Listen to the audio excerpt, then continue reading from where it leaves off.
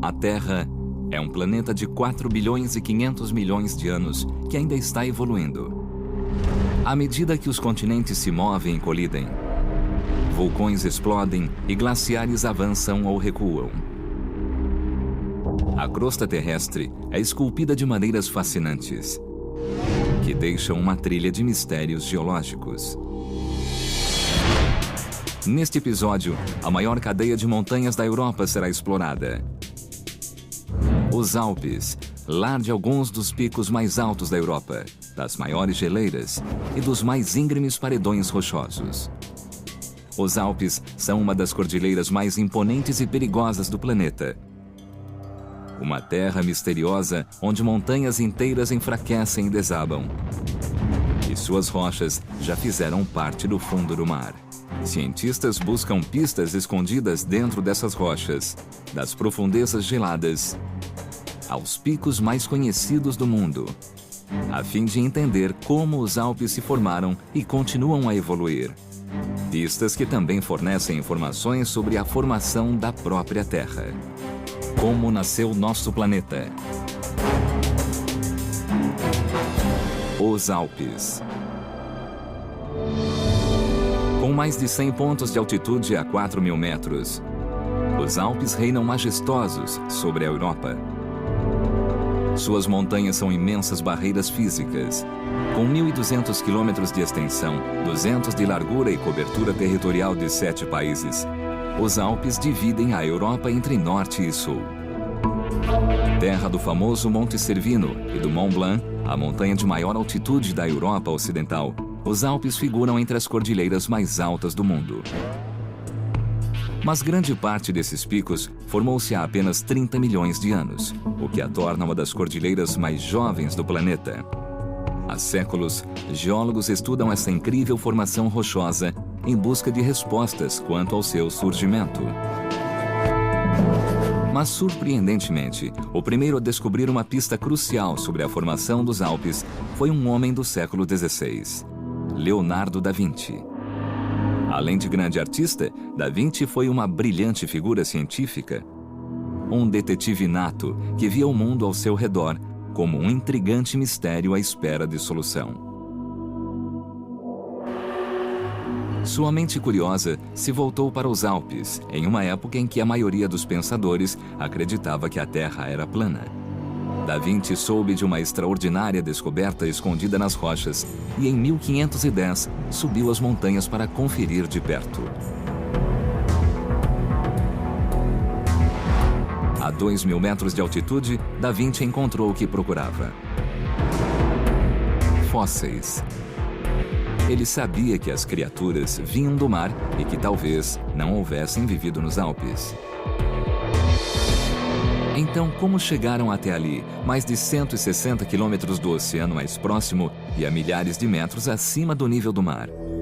A explicação renascentista, dada pela poderosa Igreja Católica, decretava que fósseis marinhos devem ter sido jogados pela água ainda na época de Noé, em 2300 a.C. A Santa Escritura narra como Deus, cansado da maldade do homem, castigou a terra com um terrível dilúvio. Todas as formas de vida foram extintas, exceto aquelas abrigadas pela Arca de Noé. A imensa torrente de água que inundou a terra teria jogado algumas criaturas marinhas dezenas de quilômetros costa adentro. Mas Da Vinci não se convenceu da explicação e continuou a investigar como os fósseis chegaram até ali.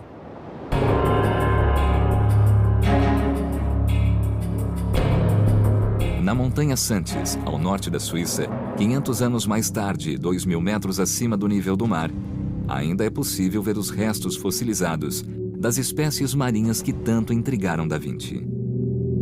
Esta é uma rocha quase toda coberta de fósseis, por exemplo, com a marca da metade de um molusco.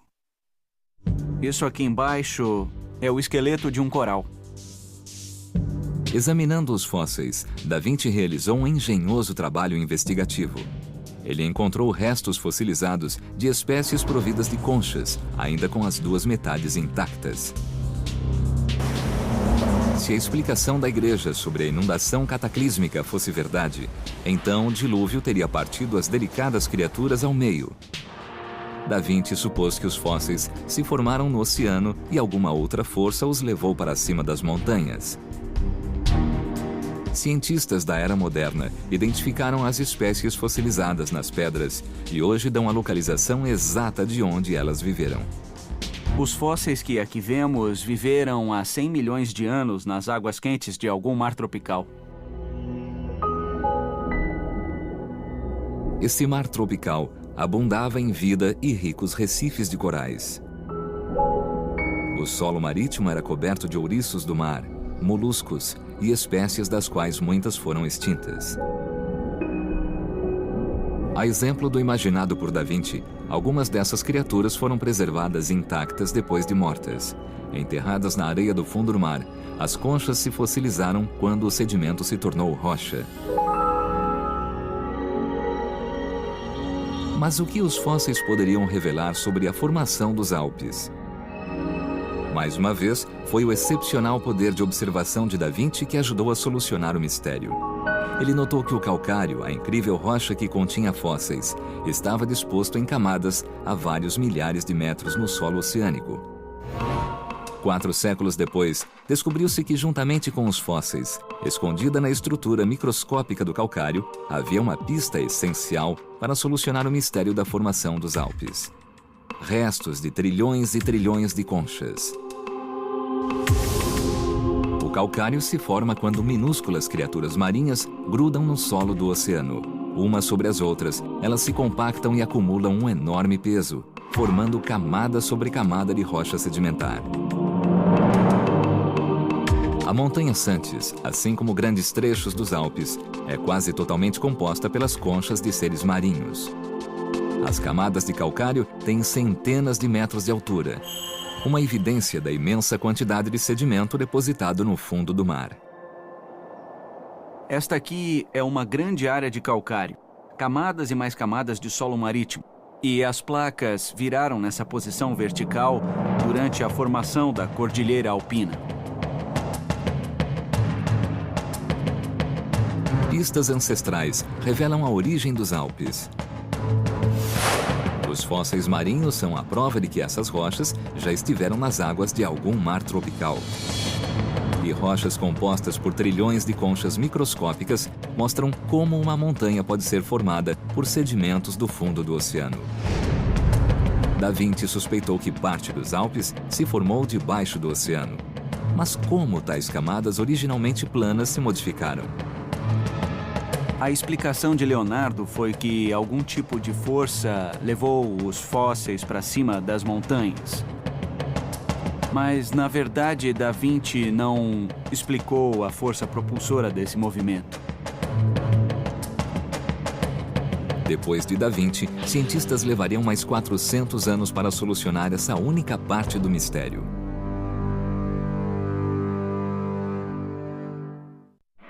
Os Alpes. A espinha dorsal da Europa ergueu-se a milhares de metros acima do nível do mar e centenas de quilômetros terra adentro. Parte das rochas alpinas repousava no solo marítimo, mas uma força extraordinária as retorceu, dobrou e virou a região de cabeça para baixo. Mas que força era essa e como conseguiu mover gigantescas placas de rocha sólida? Na década de 1870, o geólogo suíço Arnold Escher e seu aluno Albert Heijn seguiram um estranho trecho cravado na montanha Tingelhorn. Nela, a dupla percorreu 50 quilômetros.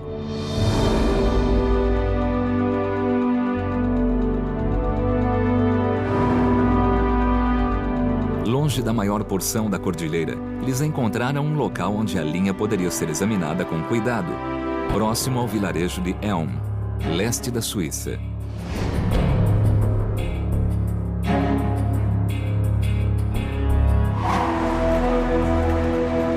A linha escura pode ser vista claramente abaixo deste penhasco. Ali, Escher e Heijn identificaram uma camada de rocha sedimentária milenar. Mas abaixo da linha, havia uma camada de rocha muito mais recente. Bem aqui embaixo, temos um flysch, que são placas formadas há cerca de 35 milhões de anos. E em cima temos um verrucano, formado há cerca de 260, 270 milhões de anos. Foi o que confundiu Escher e Hein. Aquelas formações rochosas não faziam sentido. Se as duas camadas foram formadas pelo mesmo sedimento, por que a rocha mais antiga estava em cima da mais recente? Após estudar as reentrâncias das montanhas adjacentes, Escher e Hein chegaram à teoria de como essas rochas trocaram de lugar. Imagine uma enorme placa de sedimentos e, de repente, um pedaço da placa é empurrado para cima das outras. Dessa forma, as mais antigas ficam sobre as mais recentes. Uma grande força horizontal empurrou as placas antigas a uma distância de 50 quilômetros acima das placas recentes. A fenda entre elas, onde as placas se encontram, é chamada de carreação. A descoberta de Escher e Hein revolucionou a concepção de como as montanhas se formam. Este afloramento é, na verdade, bastante semelhante à carreação mais conhecida do mundo, a Grande Carreação de Glarus. Existem poucos lugares no mundo em que é possível chegar tão perto. Mas esta é uma falha ínfima comparada ao fenômeno geológico que deu origem aos Alpes. Acima da Grande Carreação de Glarus, uma cadeia de montanhas com picos de mais de 3.000 metros de altura. É um lembrete de que os Alpes foram criados por um incrível poder, uma força que literalmente move montanhas. Mas o que teria o poder de mover bilhões de toneladas de rocha?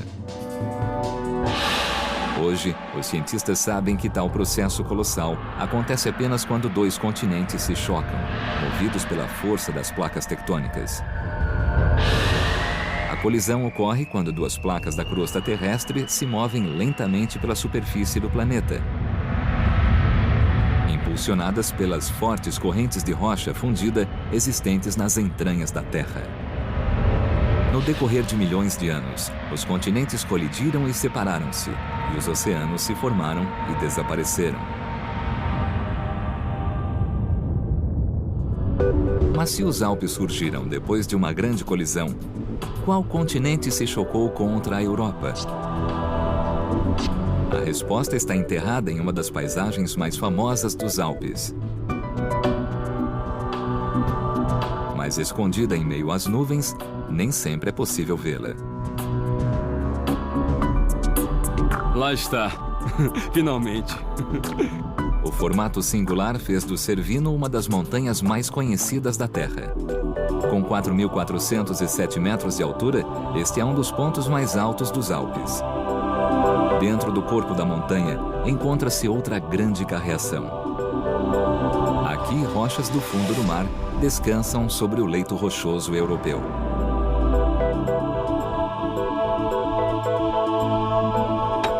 Examinando as camadas formadas dentro do mar, o Dr. Dirk Helwig encontrou uma pedra em tom esverdeado. Foi esse tipo de pedra que eu encontrei aqui, o xisto verde. Os cacos de cristais revelam que a rocha foi expelida do fundo do oceano em forma de lava há 100 milhões de anos.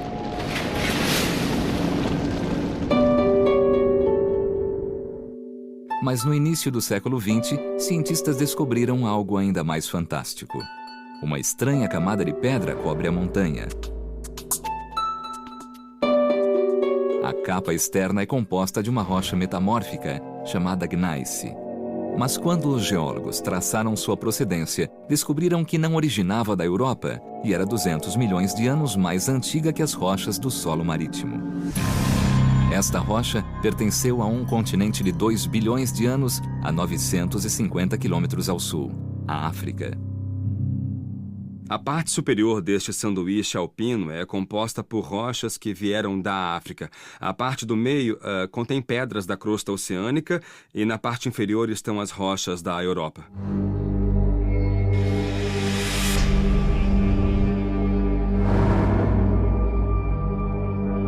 Esta é a prova de que os Alpes surgiram em razão da colisão da África com a Europa. O resultado? Esta montanha inteira é composta por 3 tipos de rocha. Do ponto de vista geológico, isso explica com exatidão a história da criação dos Alpes e revela todos os aspectos mais importantes do surgimento da cordilheira em apenas uma montanha. Mas como exatamente essas rochas do fundo do mar foram parar entre 2 continentes? Estudos detalhados das rochas alpinas mostraram que há 90 milhões de anos, a África foi empurrada de encontro à Europa, esmagando as águas ancestrais do Tétis, oceano que separava os 2 territórios. Com o encontro da África e da Europa, o solo do oceano que existia entre elas foi destruído. Foi comprimido em fatias, como uma retroescavadeira que empurra um pedaço de terra. E depois disso, as fatias foram empilhadas em frente ao continente africano. Assim foi o início da criação dessa pilha gigantesca de rocha deformada que hoje constitui os Alpes. Em frente ao irrefreável continente africano, o solo oceânico foi comprimido, dobrado, retorcido e empilhado. Há 30 milhões de anos, os Alpes foram literalmente empurrados contra a Europa. A África dobrou-se em camadas sobrepostas, formando o sanduíche de rochas que mais tarde se tornaria o Monte Cervino.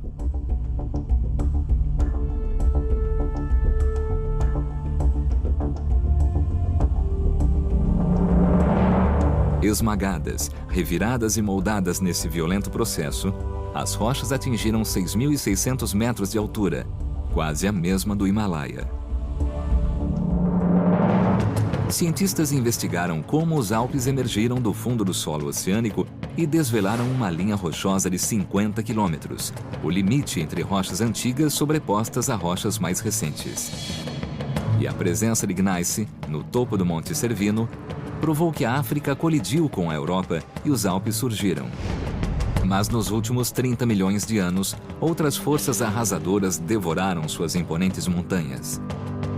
Por que a cordilheira perdeu quase a metade do seu tamanho?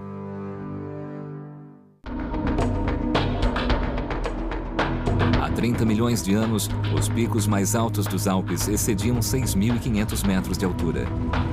Hoje, os mais altos possuem quase a metade dessa altura. Desvendar o mistério de como e por que os Alpes estão sumindo é algo importante para as 14 milhões de pessoas que vivem nele e ao seu redor. A montanha Eilhorn, um dos pontos altos dos Alpes suíços, dá uma pista essencial para o caso. Embora tenha quase 2.700 metros de altura, a montanha é oca no centro.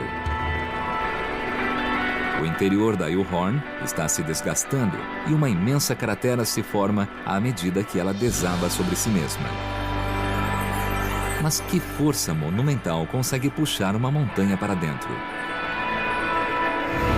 A Eilhorn é composta de uma mistura instável e movediça de rocha e lama antes depositadas no fundo do mar.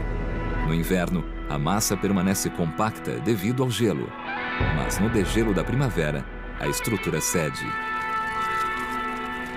Aqui é possível ver que as rochas são altamente úmidas. Na verdade, elas se desfazem rapidamente com a mão. Imagine que no inverno, quando a água penetra nas rochas e congela, o gelo solta as pedras mecanicamente. E na primavera, elas caem. A montanha inteira é composta por essas rochas e está se desfazendo.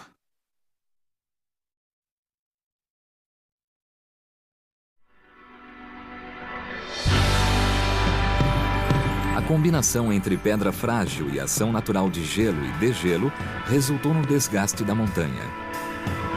Nos últimos 10 mil anos, 100 milhões de toneladas de rocha desmoronaram, e o processo abriu um imenso vale batizado de Eilgraben.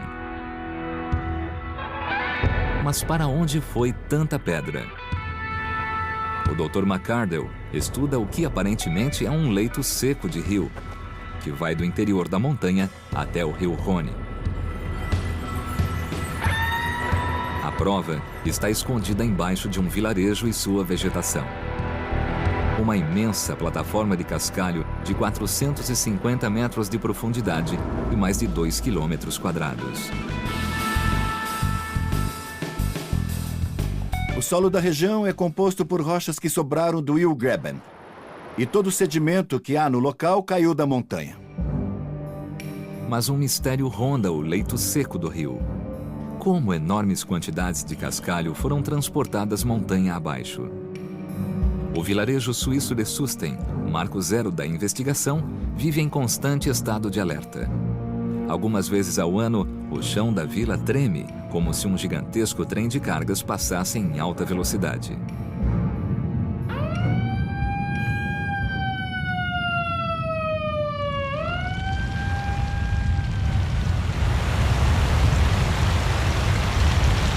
Dado o alarme, este canal seco é inundado por um rio de rochas.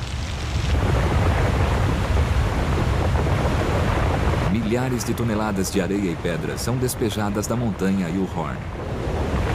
De 2 a 5 vezes ao ano, uma enorme onda de areia e pedra corre montanha abaixo a cerca de 30 km por hora, com um fluxo de 3 metros de altura. Com uma velocidade como essa, se alguém entrasse no canal, correria um grande risco. A cada chuva, o cascalho despenca montanha abaixo, fazendo do local uma das áreas de fluxo de cascalho mais ativas do planeta. Os Alpes estão basicamente se desfazendo, caindo dentro dos rios e dos lagos e dentro dos vales que estão no caminho. A Ildhorn é um caso extremo de uma montanha inteira em processo de decomposição, o que a torna um dos terrenos montanhosos mais perigosos da Terra. As rochas naturalmente instáveis existem por toda a cordilheira e criaram as paisagens mais bonitas dos Alpes. O lago Olscheinensee fica a 1,5 km acima do nível do mar. Mas, teoricamente, ele não deveria estar aqui. O cascalho que desce da montanha deveria rolar direto rumo ao vale sem obstáculos. A pista para a criação desse lago a grande altitude pode ser encontrado a 300 metros de altura, nos declives adjacentes. Observando aqueles declives ali atrás, podemos ver enormes trechos de cascalho caindo das encostas de pouca fixação. Essas áreas, formadas por rochas instáveis que não se fixam à base, são fortemente suscetíveis a desmoronamentos. Durante a formação das montanhas, as placas de rocha sedimentar foram empurradas até atingirem ângulos extremos. Os pontos de contato entre as camadas de rocha comprimida geralmente cedem, fazendo com que as placas se desprendam das encostas das montanhas. Grande parte desses declives é formada por placas instáveis, o que provoca os desmoronamentos. E foi um terrível desmoronamento que levou ao surgimento deste lago 15 mil anos atrás. O lado inteiro de uma montanha se desprendeu e bloqueou o vale, fazendo com que a água acumulasse e criasse uma das paisagens mais espetaculares dos Alpes. A questão é a gravidade. É a gravidade que faz uma montanha desabar. É o que provoca avalanches de cascalho e desmoronamentos. E esse processo é muito comum em toda a Cordilheira dos Alpes. Declives íngremes e rochas instáveis formam uma cordilheira em constante mutação. Em alguns milhares de anos, a gravidade também destruirá o lago Olscheinensee por meio da ação das avalanches de cascalho. Nos últimos 30 milhões de anos, os Alpes perderam grande parte do seu volume. Em alguns pontos, a diminuição foi de até 3.000 metros. E o que aconteceu com os bilhões de toneladas de rocha que se soltaram das montanhas? As colinas, a alguns quilômetros ao norte dos Alpes, podem fornecer uma pista. Em Eggville, este afloramento contém uma incrível variedade de rochas. Estes seixos e outras pedras maiores vieram de toda a parte dos Alpes. Esta aqui, esta menor, que tem esses pontos pretos e brancos, é um granito vindo da região central dos Alpes, de algum ponto próximo ao Matterhorn. Então nós podemos ver neste afloramento que as rochas vêm de diversas partes dos Alpes. rochas de centenas de diferentes partes da cordilheira viajaram mais de 240 quilômetros até descansarem neste cemitério geológico. Mas o mais intrigante é a quantidade de material depositado. Estas montanhas são totalmente compostas por restos dos Alpes. Com 160 quilômetros de largura e 800 de extensão, elas se estendem ao redor dos Alpes, passando pela França, Suíça e Alemanha. É material suficiente para soterrar a América do Norte sob 30 metros de cascalho. Será que os milhares de toneladas de pedra dos Alpes foram para lá? Uma cordilheira grande como a dos Alpes faz uma enorme pressão sobre a crosta terrestre, formando uma depressão em toda a extensão. Uma massa rochosa de vários trilhões de toneladas foi empurrada para a superfície quando a África colidiu com a Europa, formando os Alpes. O peso da massa fez com que a Europa afundasse, criando uma imensa depressão com pontos de 4 quilômetros de profundidade na bacia de Molossos.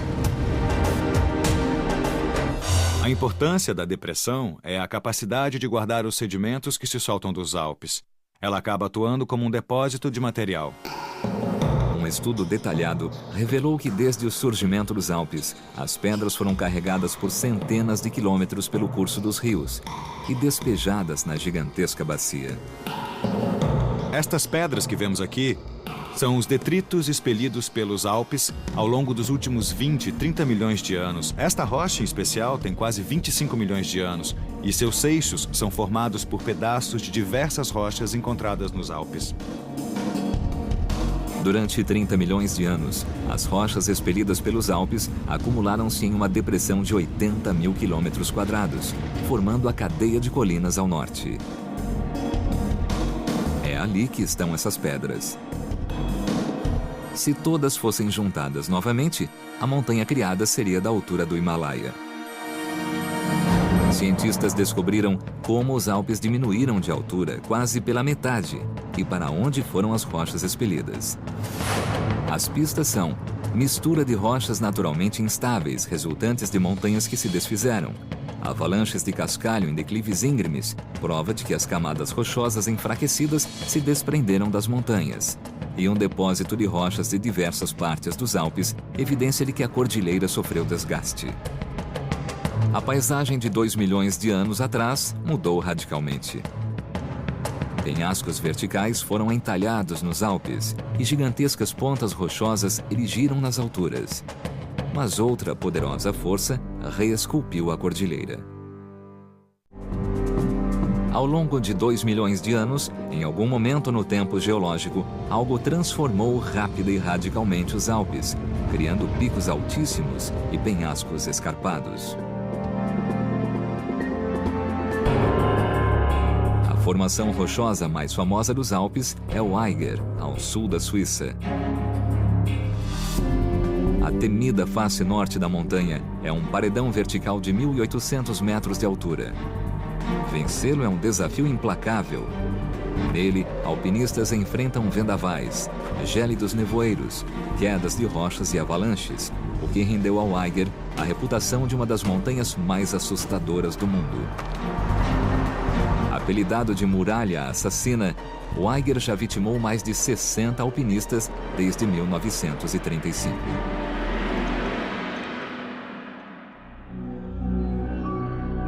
O surgimento de paredões rochosos como este era um mistério geológico até 1837, quando o cientista suíço Louis Agassiz estudou formações similares de altitudes mais baixas, porém igualmente criadas por forças colossais. As geleiras. Mais de 1.000 geleiras se estendem ao longo dos vales alpinos. Imperceptíveis a olho nu, esses imensos rios de gelo lentamente fluem montanha abaixo. Estas imagens da geleira Aled, feitas ao longo de 3 anos, mostram como essas formações se deslocam metros por ano.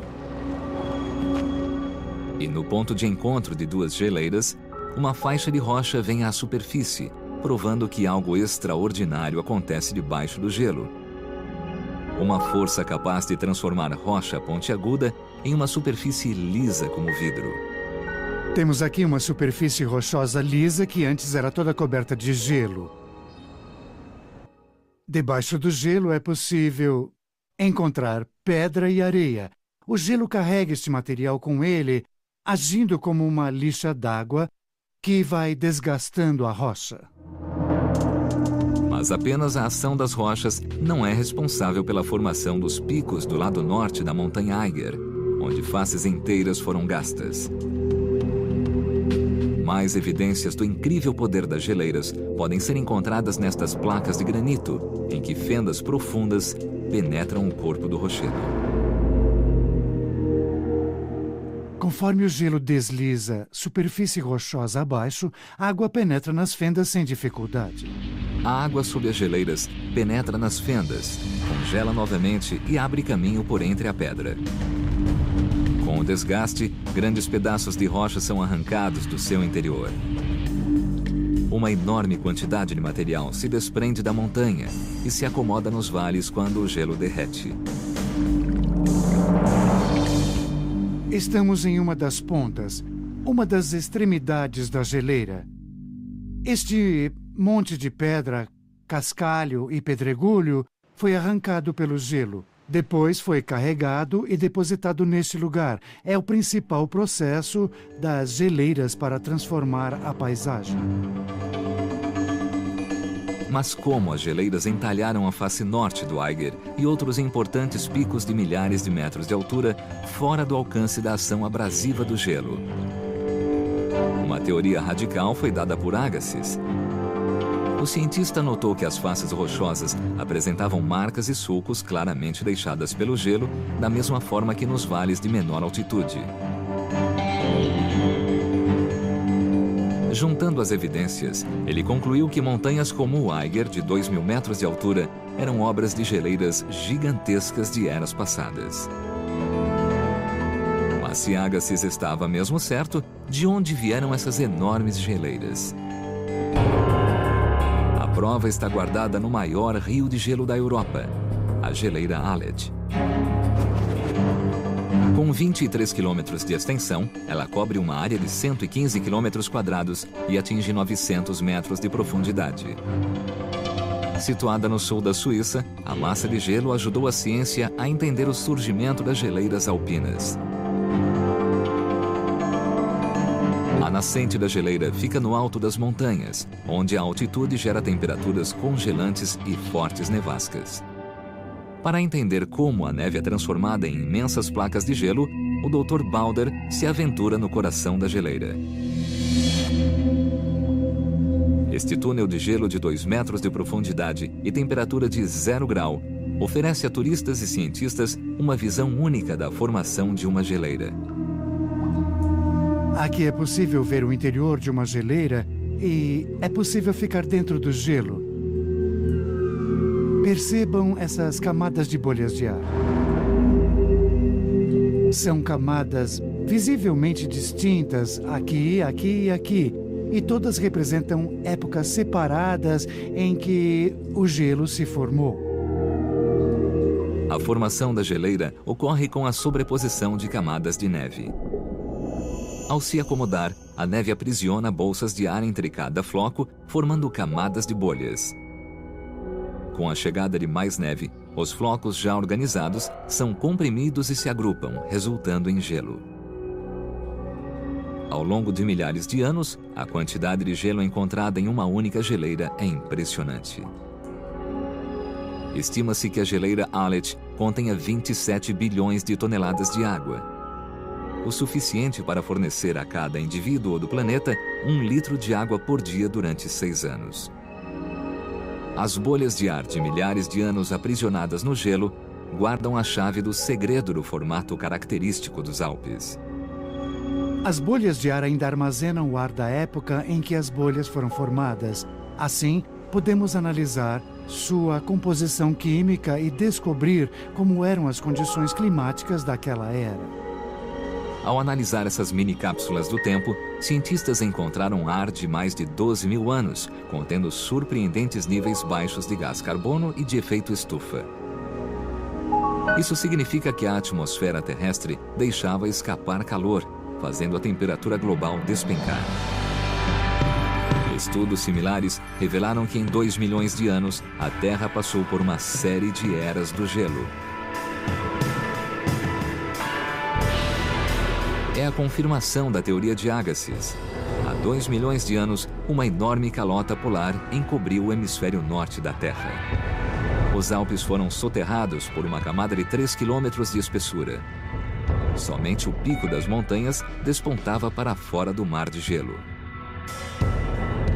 Conforme se deslocava, o gelo quebrava os picos e rompia as faces rochosas de maiores altitudes, deixando sua marca indelével na paisagem.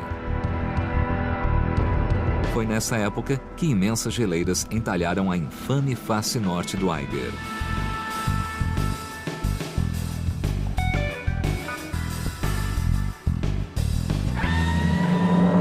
Na missão para entender o surgimento do Eiger e outras imponentes montanhas, os cientistas descobriram fendas na base rochosa, evidência de que as geleiras arrancam quantias descomunais de rochas das montanhas, e pequenos níveis de gás carbônico dentro de bolhas de ar, prova de que imensas geleiras entalharam paredões rochosos e picos que hoje despontam absolutos na paisagem.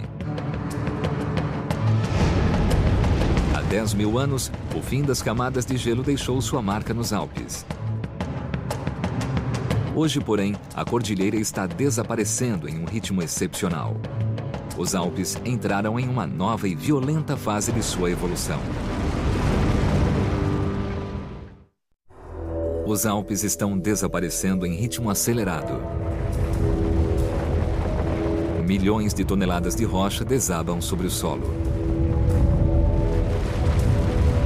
Uma pista para essa estranha força pode ser encontrada no alto das montanhas, onde os restos da última era do gelo se escondem. As geleiras alpinas escoram fisicamente as montanhas, mantendo as rochas fincadas. Mas esses rios de gelo também mudam de forma. O que nós vemos aqui ao fundo são geleiras, separadas por superfícies rochosas que parecem bastante frescas e recém-formadas, porque estiveram cobertas de gelo nas últimas centenas de anos. Se observarmos aquela geleira, nós podemos notar que, bem próximo ao gelo, existe um tipo de material cinzento perto de outro material, porém marrom. Este é exatamente o limite do espaço que a geleira ocupava em 1874. Então vejam a quantidade de gelo que derreteu nesses 130 anos. Cientistas acreditam que o aquecimento global está provocando um degelo mais rápido que em qualquer outra época da história dos Alpes. E à medida que diminuem, as geleiras revelam montanhas instáveis, propensas a desmoronar, aumentando o risco de avalanches. Mas a ciência descobriu outra ação das geleiras que está enfraquecendo os Alpes. Quando os reservatórios congelados derretem, milhões de litros de água jorram montanha abaixo, alimentando os grandes rios da Europa. Agindo como uma lixa, a correnteza desbasta a rocha e transforma a paisagem a uma incrível velocidade.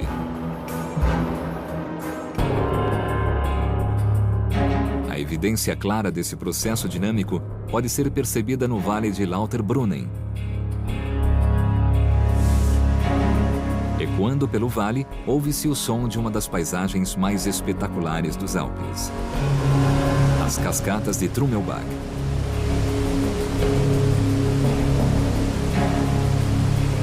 Dá para sentir daqui a pulsação da água, e o nome Trummelbach, na verdade, significa som de tambor. E é isso que parece, esta vibração pulsante que é possível ouvir e sentir vindo da água caindo no meio das cavernas. Trummelbach é uma incrível queda d'água glacial. Quase 20 mil litros de gelo liquefeito despencam por segundo das geleiras das montanhas Eiger e Jungfrau.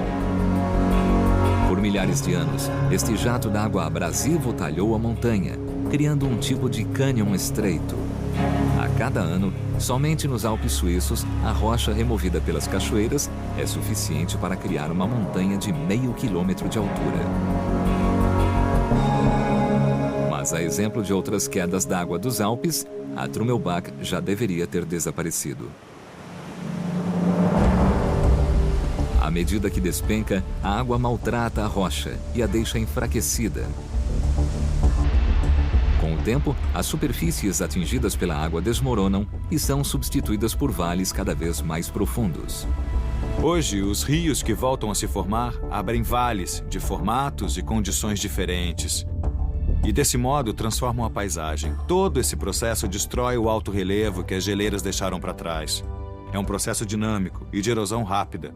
Um processo que não pode ser mantido ao longo de uma era geológica. Em 150 anos, o aquecimento global e o degelo glacial provocaram uma enorme quantidade de erosões. Especialistas alertam que, se o aquecimento continuar, não haverá mais gelo nos Alpes até o final do século e temem que a cordilheira diminua de volume ainda mais rápido. Rochas fragilizadas e o risco crescente de desmoronamentos prenunciam uma catástrofe nas vilas e resorts que os Alpes abrigam. Mas uma visita ao passado revela que a cordilheira nem sempre foi coberta de gelo. No outono de 218 a.C., o poderoso Aníbal conduziu um exército de 50 mil homens e 40 elefantes pelos Alpes rumo ao ataque aos romanos. Uma árdua caminhada de 15 dias na região mais traiçoeira de toda a Europa. Muitos homens encontraram a morte nas passagens perigosamente estreitas. Mas o audacioso plano de Aníbal compensou, e seu exército chegou até a Itália para derrotar os romanos. Hoje seria praticamente impossível refazer a rota de Aníbal devido ao gelo e à neve. Cientistas acreditam que quando Aníbal passou pelos Alpes, os trechos montanhosos provavelmente não continham gelo e as geleiras se formavam em regiões mais afastadas do que atualmente. Deve ter sido como andar na floresta, pelo menos em parte da rota. Certamente, era mais fácil passar pelos Alpes do que seria hoje, por exemplo. As mudanças na inclinação da Terra em direção ao Sol levaram as geleiras a descongelar e recongelar em resposta às variações climáticas. Caso a história se repita, em algum ponto de um futuro distante, as geleiras naturalmente retornarão aos Alpes. Os avanços e recuos do gelo são importantes para avaliar a velocidade na qual os Alpes estão desaparecendo. Este ciclo natural de penhascos esculpidos por geleiras, vales abertos por rios e de volta ao começo, é o responsável pela cordilheira em constante mutação. Mas é este mesmo processo que um dia destruirá os Alpes como os conhecemos. Os Alpes estão se desgastando aos poucos, e nós provavelmente veremos outros avanços e recuos responsáveis pela diminuição de volume. Se voltássemos 10, 20, 100 milhões de anos, esta cordilheira ainda estaria aqui. Os Apalaches do leste americano, por exemplo, transformou-se em uma modesta cadeia de montanhas, e esse é o futuro dos Alpes. Os Alpes diminuirão de tamanho pela metade, e estima-se que não passarão de 2.000 metros de altura. Com a altura comprometida, as geleiras deixarão de cobrir as montanhas e de alimentar os grandes rios da Europa.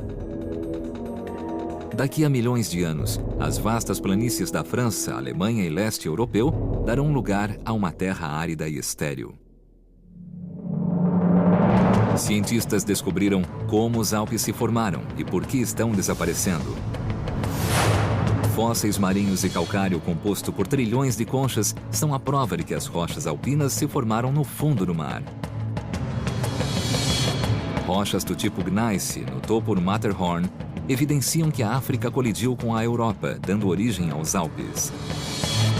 Desmoronamento são a prova de que camadas sedimentares e montanhas inteiras são naturalmente frágeis e desabam.